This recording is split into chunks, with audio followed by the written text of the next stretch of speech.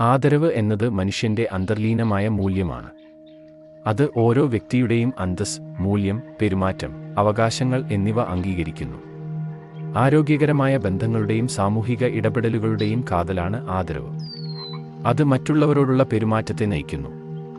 നമ്മുടെ അന്തർധാരണകളിലെ സാമ്യതകളെയും വ്യത്യാസങ്ങളെയും അംഗീകരിക്കുന്നതിലൂടെ കരുണയും ധാരണയും വളരുന്നു. റെസ്പെക്റ്റ് എന്ന വാക്കിന്റെ അക്ഷരങ്ങളിലൂടെ താഴെ വിവരിക്കുന്നു. ആർ ഫോർ റെക്കഗ്നേഷൻ, അംഗീകരണം. ഓരോ വ്യക്തിയുടെയും അതുല്യമായ ഗുണങ്ങളും അവകാശങ്ങളും അംഗീകരിക്കുക. ഇ ഫോർ എമ്പതി, ദയ.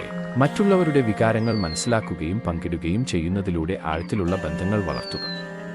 എസ് ഫോർ സപ്പോർട്ട്, അനുകൂലിക്കുക. ആവശ്യമുള്ളവർക്ക് സഹായവും പ്രോത്സാഹനവും നൽകുക. സമൂഹത്തിന്റെ മൂല്യം ശക്തിപ്പെടുത്തുക. പി ഫോർ പേഷ്യൻസ്, വിനയം. വ്യത്യസ്ത അഭിപ്രായങ്ങളെയും പെരുമാറ്റങ്ങളെയും സഹിഷ്ണുതയോടെയും ധാരണയോടെയും കൈകാര്യം ചെയ്യുക. E for equality, വിവേചനരഹിതം.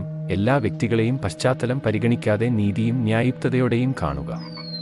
C for compassion, കരുണ. മറ്റുള്ളവരുടെ അനുഭവങ്ങളെയും പോരാട്ടങ്ങളെയും കരുണയോടെയും കരുതലോടെയും പരിഗണിക്കുക.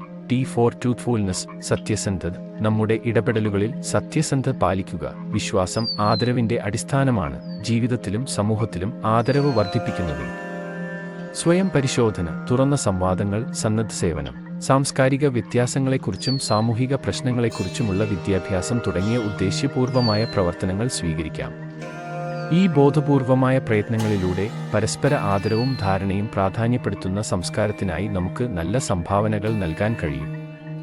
നന്ദി.